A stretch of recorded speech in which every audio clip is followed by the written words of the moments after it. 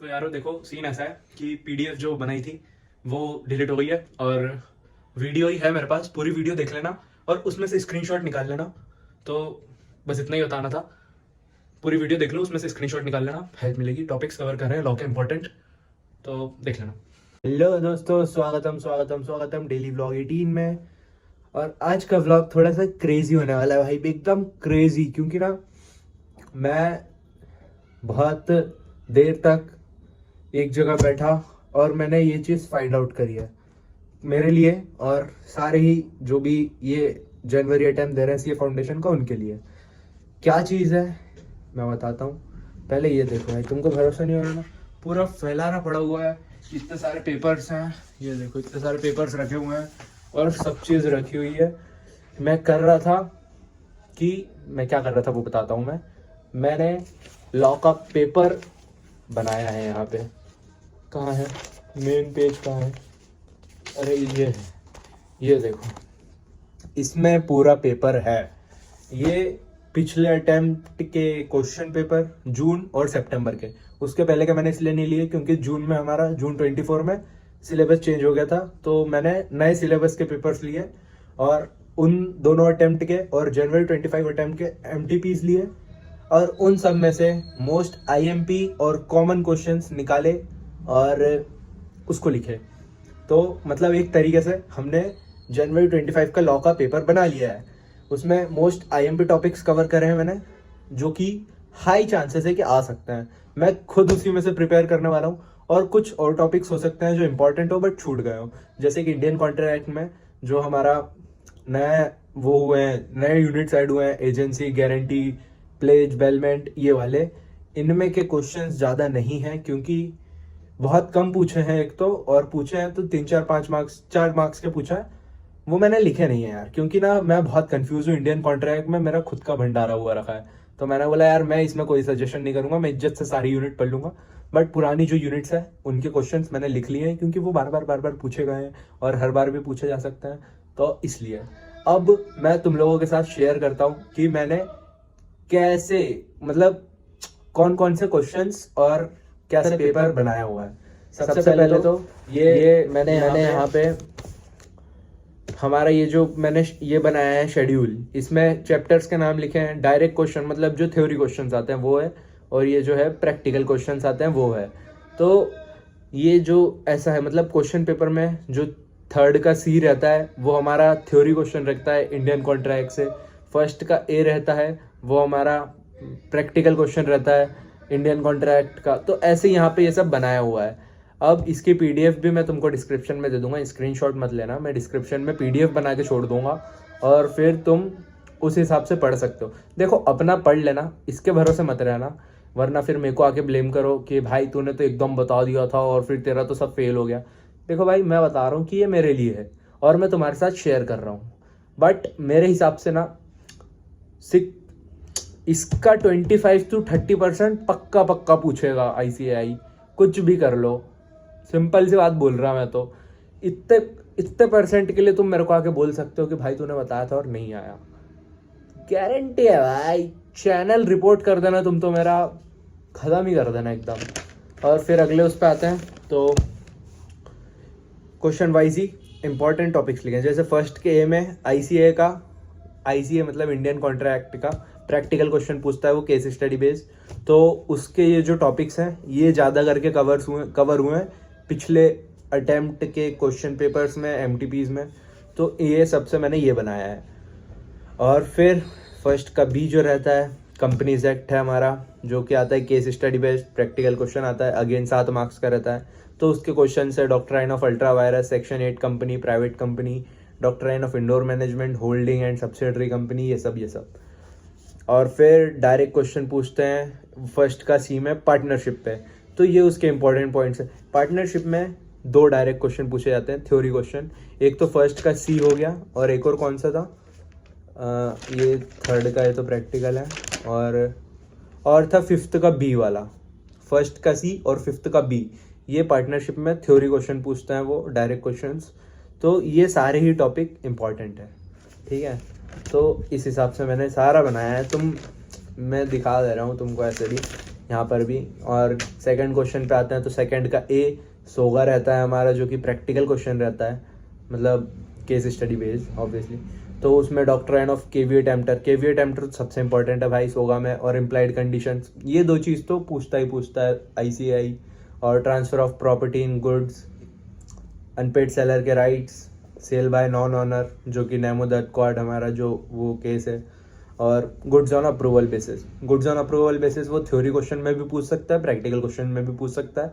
और implied condition और caveat emptor, इन तीनों का सेम है कि वो थ्योरी में भी पूछ सकता है और अपने इसमें भी पूछ सकता है भाई। तो ये कुछ इंपॉर्टेंट है जो कि उसने पूछा है अभी तक ज़्यादा करके, ऐसे ऐसे बनाया है। और फिर सेकंड का बी वाला है, कंपनीज एक्ट का बनता है, जो कि थ्योरी क्वेश्चन रहता है, डायरेक्ट क्वेश्चन हमारा 7 मार्क का। तो उसमें वो कॉर्पोरेट वेल पूछ सकता है, lifting up of corporate veil पूछ सकता है, सेक्शन 8 की कंपनीज पूछता है, OPC बहुत बार पूछा है ICAI ने। और इस बार ना इंडोर मैनेजमेंट का ज़्यादा लग रहा है मुझे, क्योंकि जब सारी चीज़ निकाली तो इंडोर मैनेजमेंट बहुत बार पूछा नहीं गया है और इम्पॉर्टेंट टॉपिक है, तो हो सकता है इस बार पूछ ले।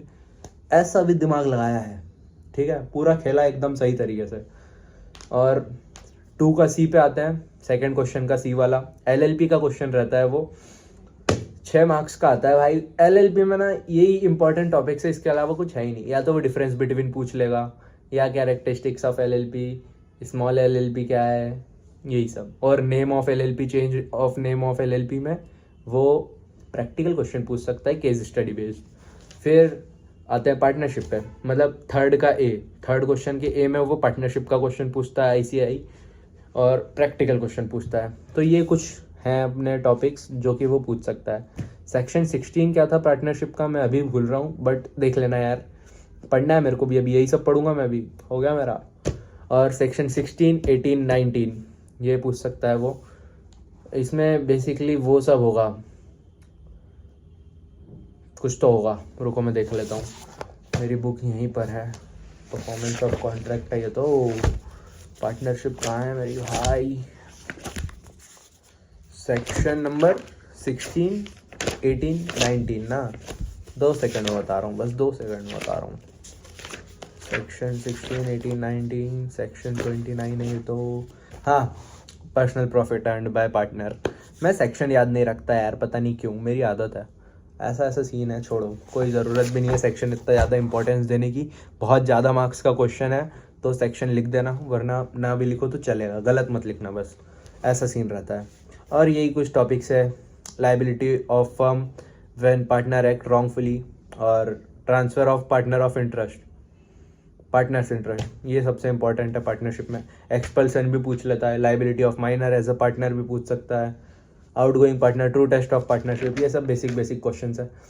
और थर्ड का बी मैंने कंपनीज एक्ट का यहाँ पे कर लिया है, बट थर्ड का सी वाला ना ये इंडियन कॉन्ट्रैक्ट का है, और इंडियन कॉन्ट्रैक्ट में मैं खुद कंफ्यूज हूँ, तो मैं वही सब पढ़ूंगा जो बेसिक बेसिक है, और अपने मन से ही आंसर लिखना पड़ता है इंडियन कॉन्ट्रैक्ट में। तो मैं इंडियन कॉन्ट्रैक्ट एक बार रिवाइज कर लूँगा। देखो भाई मेरा कमज़ोर है, मैं ऐसा नहीं बोल रहा हूँ कि इंडियन कॉन्ट्रैक्ट ज़रूरी नहीं है, वो बहुत IMP है, बट मेरा बहुत वीक है, मेरे को याद ही नहीं होता भाई, मैंने इतनी बार पढ़ लिया है, इसलिए ये भी एक कारण है। इंडियन कॉन्ट्रैक्ट एक्ट ही एक कारण है कि मैंने ऐसे सब तिगड़म करी और ये पेपर बनाने का ट्राई करा, ठीक है, उसको छोड़ दो। तो ये थर्ड का सी देख लेना, पढ़ लेना यार, थोड़ी मेहनत तो कर लेना, सब इसी के भरोसे जाओगे क्या। फिर फोर्थ के ए पे आते हैं, ये भी इंडियन कॉन्ट्रैक्ट का है, ये प्रैक्टिकल क्वेश्चन है ना, तो वो ज़्यादा करके प्रैक्टिकल क्वेश्चन इन 4-5 टॉपिक में से ही पूछता है, इसलिए मैंने लिख दिया है।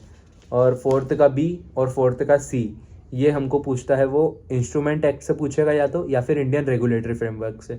तो यार उसमें ज़्यादा कुछ था ही नहीं है, तो सेक्शन 138 और 139 इंपॉर्टेंट है नेगोशिएबल इंस्ट्रूमेंट एक्ट का, और थ्योरी क्वेश्चंस पूछ सकता है बाकी वो। और इंडियन रेगुलेटरी फ्रेमवर्क में से तो वो 2 ही क्वेश्चन पूछता है, एक तो हमारा 3 क्वेश्चन सॉरी, एक तो हमारे लॉ कितने टाइप से लॉ के, और हमारे कोर्ट के कितने टाइप से वो वाला क्वेश्चन, सुप्रीम कोर्ट और वो 3 और कोर्ट है नीचे वो। और एक क्वेश्चन और वो पूछ सकता है कि सेबी के क्या मतलब डिफाइन करो, इंसॉल्वेंसी वाला बताओ, ये सब। तो इसलिए ये मैंने नहीं लिखा, पूरे पढ़ लेना, छोटे छोटे चैप्टर हैं।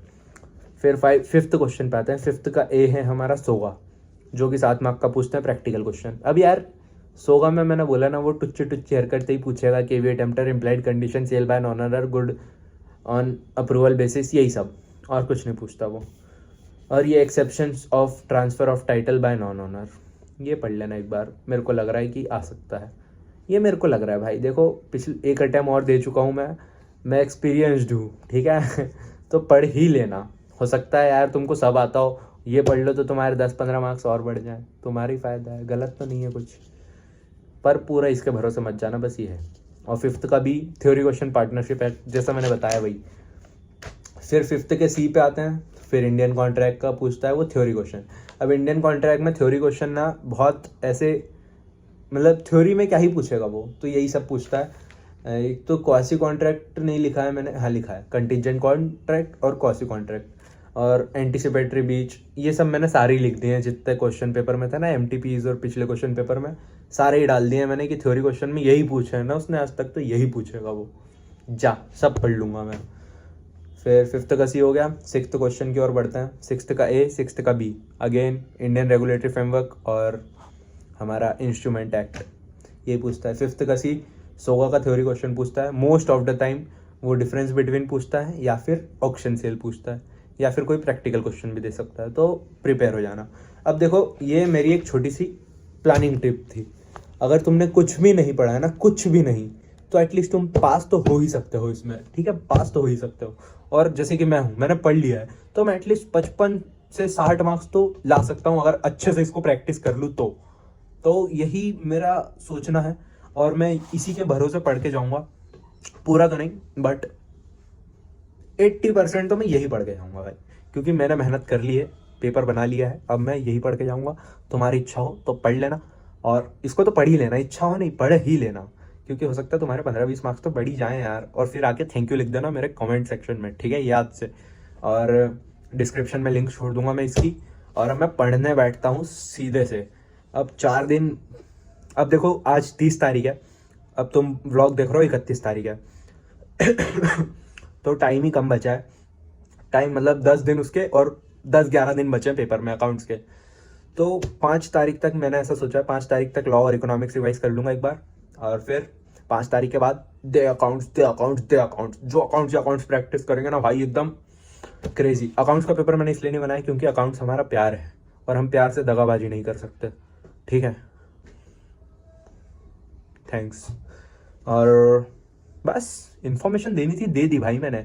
अब तुम चाहे इसको 2x पे देखो, चाहे 0.75x पे देखो, पर देख लेना और इतने टॉपिक्स पढ़ लेना, हेल्प होगी तुम्हें, ठीक है। तो मिलते हैं कल के व्लॉग में। कल से अपना पढ़ाई वाला शेड्यूल वाला व्लॉग शुरू हो जाएगा, दिन भर बैठ के पढ़ेंगे, लॉ पढ़ेंगे और इकोनॉमिक्स पढ़ेंगे 5 तारीख तक, ठीक है। तो लेट्स गो, बाय बाय, मिलते हैं कल के व्लॉग में।